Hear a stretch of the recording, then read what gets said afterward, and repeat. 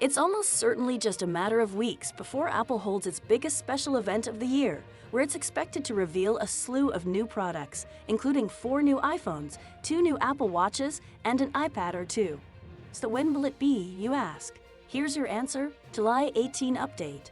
In the last days, there have been new reports of release dates for the iPhone 15 Pro and other Apple products.